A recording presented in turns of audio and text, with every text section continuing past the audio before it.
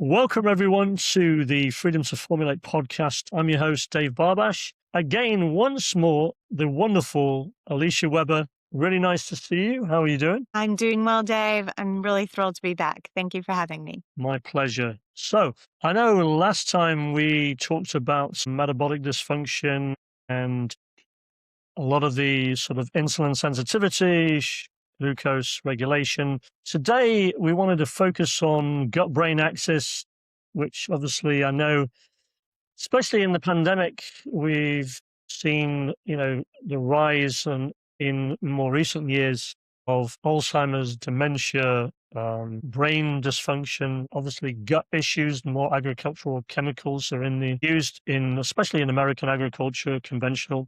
So let's sort of dive into some important topics that are close to your heart, and let's get started, because I know a lot of people out there have either loved ones that have issues with cognition, that have issues with gut, especially with brain. Myself, I have a mother-in-law with vascular dementia who lives with us. My mum had a stroke about 3 years ago, doing phenomenally well, almost 96. But let's get into some of the things that really sort of affect the gut axis and the sort of brain gut, sort of that bi-directional sort of communication that happens. Okay, well, let's first just kind of draw attention to that. So I know when I speak to groups, I typically have them think about situations where maybe they've had butterflies in their stomach. Um, Unfortunately, maybe something really tragic or shocking happened and they felt physically sick.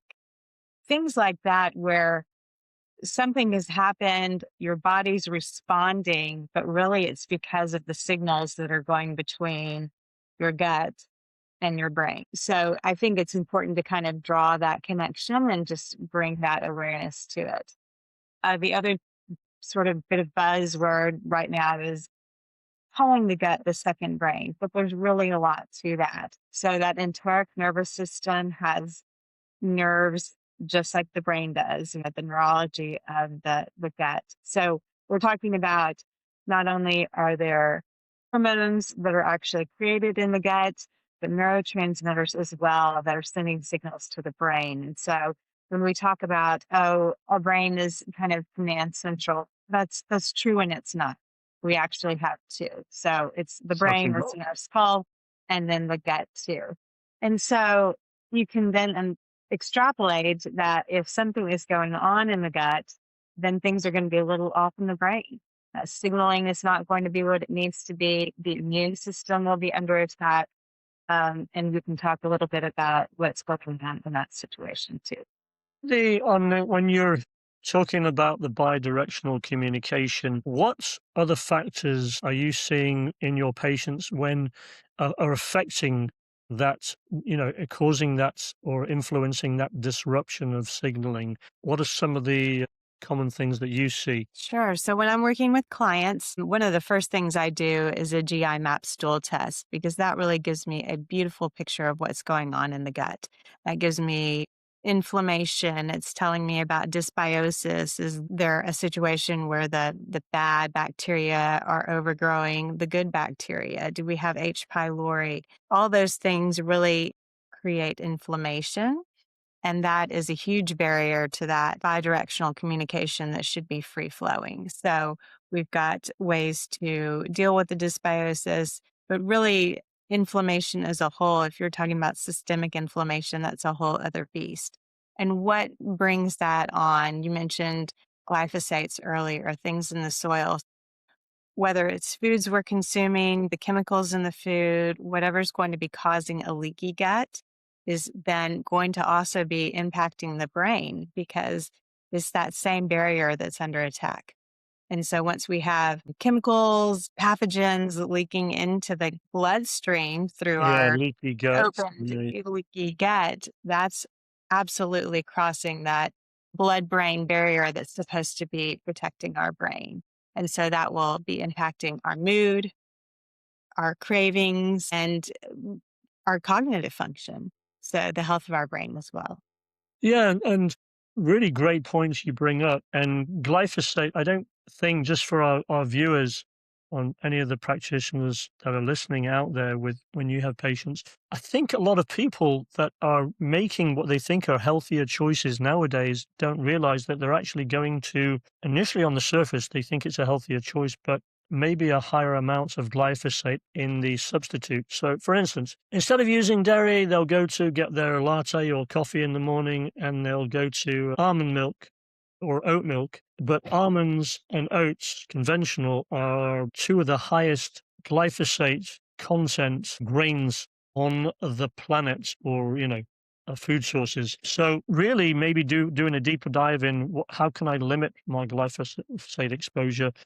Can I afford to go to organic? Can I go to a glyphosate-free, residue-free tested? So there's resources like the Detox Project that they can talk about, but I know we don't want to focus on that. We'll focus on that in future other podcasts. But what else in terms of, a lot of people don't really talk about interference with electronic devices, and I think we sometimes forget about that. In medicine, we focus on looking at diets, we look at medications or supplementation, but we forget about how do we protect against the electromagnetic exposure to these EMF sources. And I think that that's disrupting, especially in the young and the old, getting a tremendous amount of disruption of brainwave activity, affecting your circadian rhythms, sleep cycles, gut communication, and also that in the combination of glyphosate, big interference. Right. Well, back to the EMFs that you're speaking of, I think we forget that energy and polarity.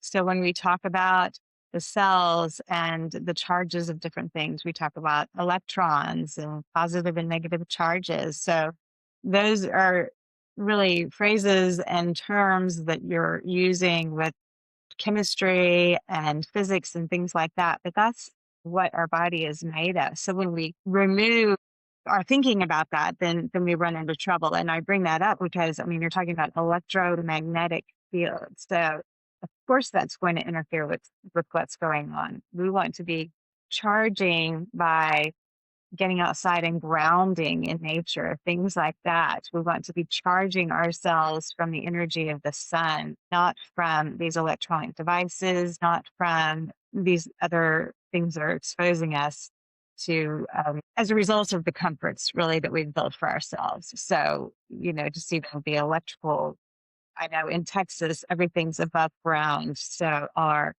power lines and all are above ground. So you walk into the area, your hair's practically standing on end because there's that much of a charge around it. So we're really putting our head in the sand if we feel like we're not being impacted by these things. So what do? Limit our exposure. Get the phone away from you. Definitely don't be holding it up to your head or sticking it Turn in. off the modem while you're sleeping, definitely unplug electrical devices. Even if you think your smart TV is turned off, you need to unplug it, because if you actually read the fine prints on the smart TVs, you'll actually realize that they're still on and still transmitting. So, yeah, definitely. There are devices as well that you can get for the home or Right. manual that can protect you. In Mhm. terms of supplement protocols, obviously, us being a nutraceutical manufacturer, there are ingredients out there. I know, for instance, catalase is a good one that for cell-to-cell communication, improving that. And there's other things like witch hazel that protect cell membranes. But overall, I really want to focus on what you mentioned about sort of focusing on healing the gut. And then there are plenty of nutrients in diet as well as the nutraceutical, sort of what I call the apothecary or wealth of ingredients to choose from to actually help people with brainwave balance, syncing left and right hemispheres, working on, gut-brain axis, redox signaling. Um, what else do you want people to know about the importance of the gut-brain axis and that communication and connection? I think I want to bring in kind of the middle part of that too. So we've got the gut brain axis, what's going on there, the direct communication, brain and gut. But what else is that impacting? That's our metabolism. So it's not just about, we've got to be able to take in nutrients that are organic, that are the right amount and quantity for our bodies. But then we also have to be able to break down that food and send it building blocks out to the cells. Well, Yes. if we're not able to break down the food properly, if we're not able to pull it into our cells properly, then we've got other problems. And I'm thinking specifically of rises in blood glucose, where we're not able to pull that into the cell. So we've just got glucose floating around. And what does that do to impact our health, be it gaining weight or then the more deleterious effects downstream later on? How is that impacting our heart? I mean, that's pretty massive too. Because so when we talk about that metabolic syndrome and Syndrome, yeah. having, right, to the elevated pressure, we've got elevated glucose, we've got excess weight, things like that that are Yeah, all of really a sudden you see changes in the triglycerides and then maybe particle size changes.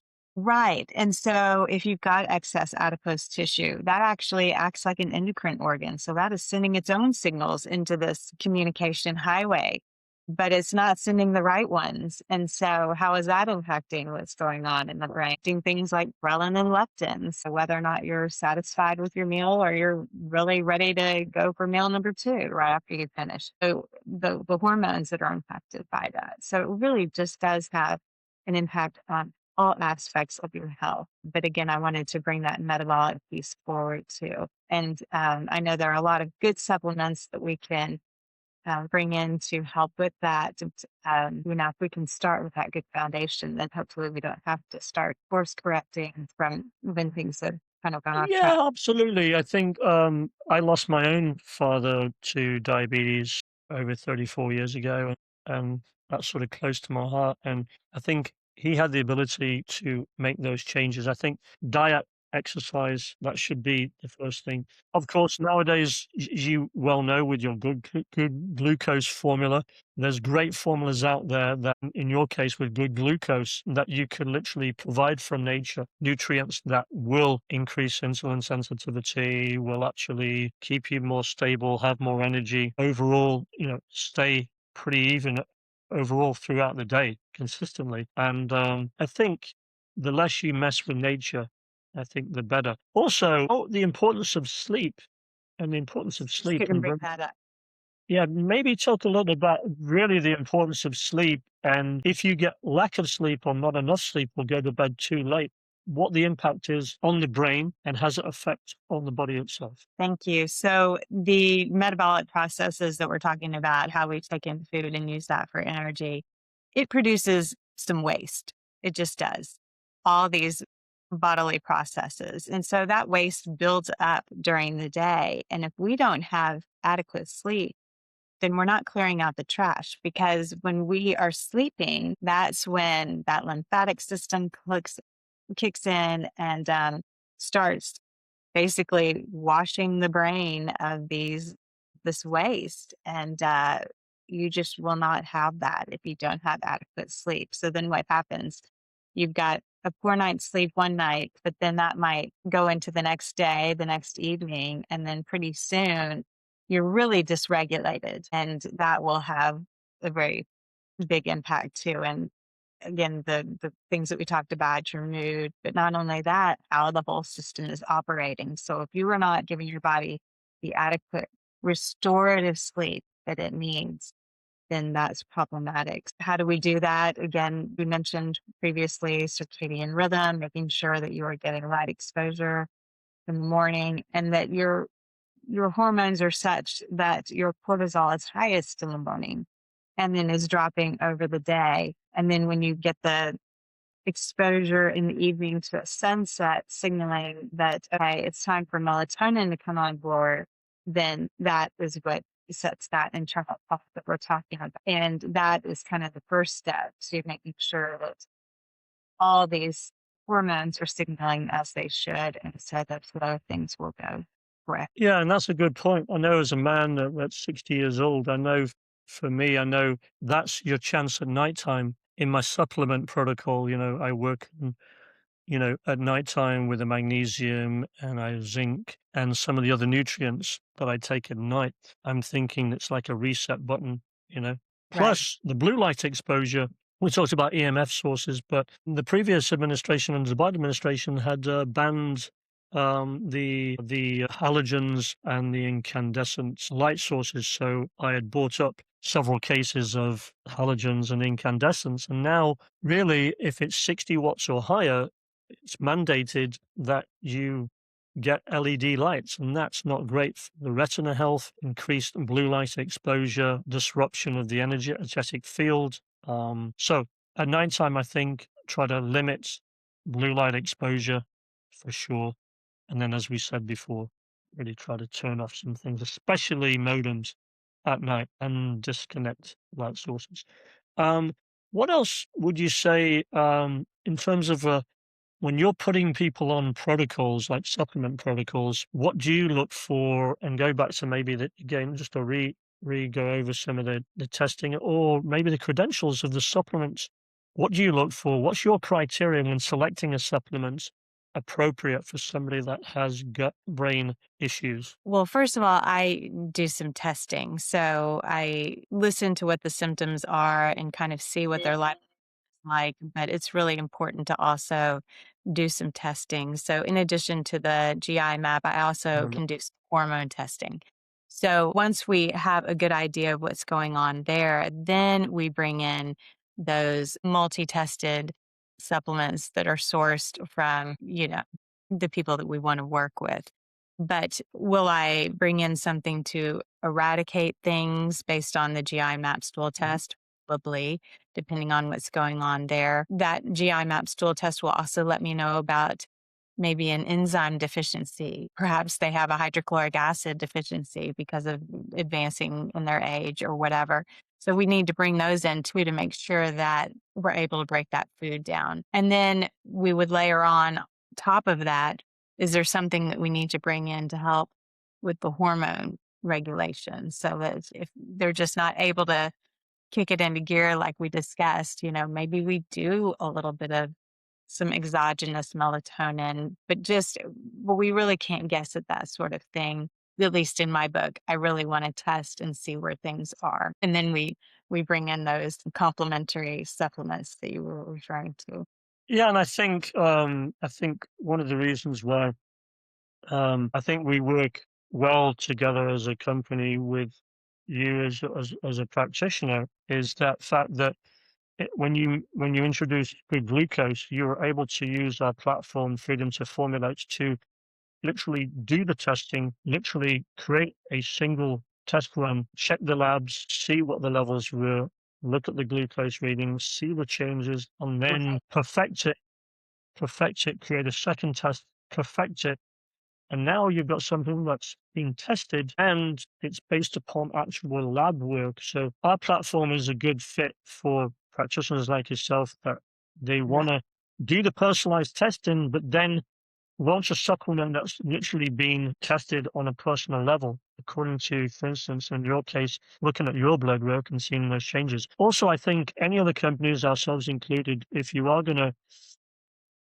produce nutraceuticals, you always want to look for number one, third party tested, heavy metal tested, yeast and mold identity, and BNSF certified, CGMP, and FDA registered. There's a lot of Mhm. fly by night companies out there that you'll find some companies selling on Amazon, other platforms, and it's very critical because I know in talking to you, Alicia, that you only use the top quality because it's your literally it's your patients is almost like another family member. Whatever goes in their body, you're concerned with, before you Well, allow and I'm them to, taking it myself. yeah, So, I mean, I'm not going to be recommending something that I'm not willing to take myself. And to your point too, I loved the formulating process because we know exactly what's in there.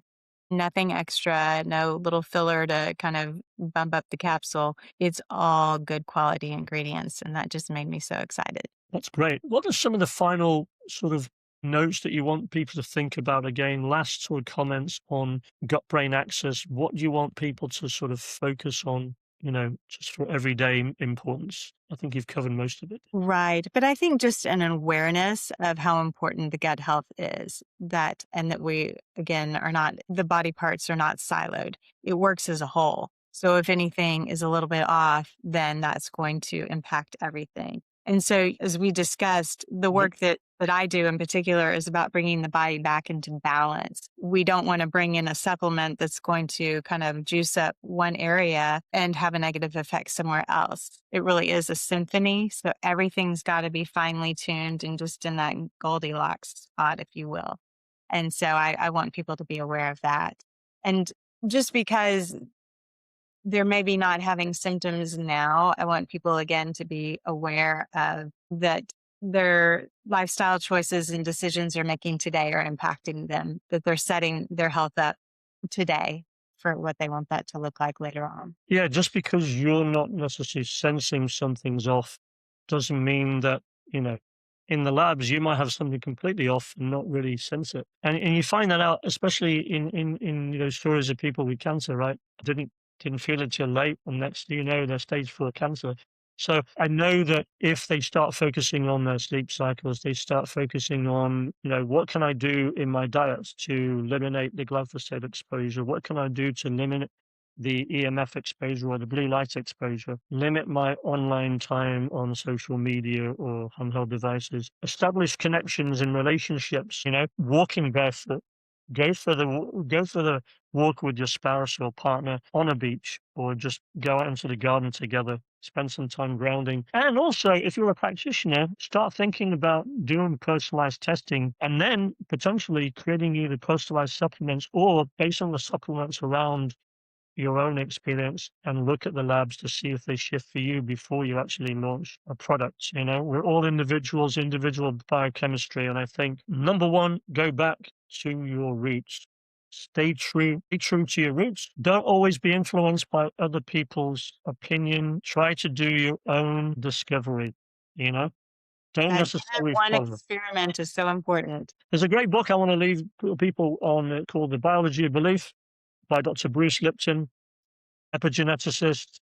Great book. If you don't think that the words or thoughts that you have or use every single day make an impact on cell response, I encourage you to read that book. I always enjoy our time together. I know that there are other things that you could do out there. One of the things before we go is I was just thinking about the gut testing that you were talking about. One of the things that I see deficiency in a lot of the practitioners that we put together personalized supplements for is almost 100% of the patients tend to be deficient in short chain fatty acids and Mhm. butyric acid.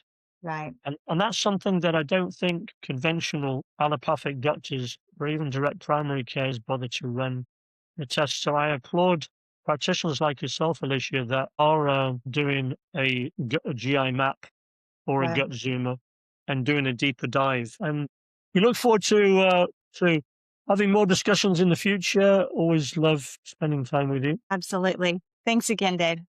Take care. Bye bye.